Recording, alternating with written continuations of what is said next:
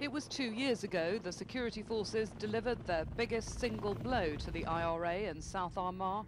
Soldiers raided an isolated farm and found 4 men preparing an attack near the border. According to security sources, they were the most feared and callous of the IRA's active service units and included Crossmaglen's infamous sniper.